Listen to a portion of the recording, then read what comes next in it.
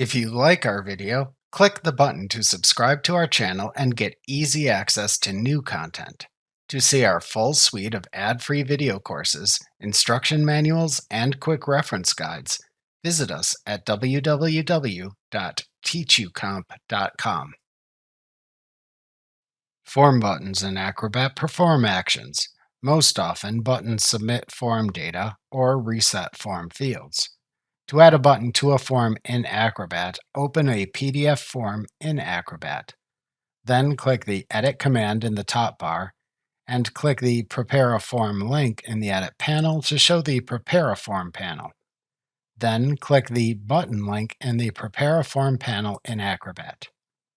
Hover your mouse pointer over the location at which to add the button in the PDF to show a preview of it. Then click once to add it to the form.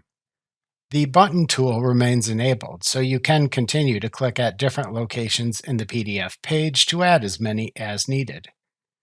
To turn off the button tool, click the Select tool in the Quick Tools panel to switch to that tool, which is the default tool.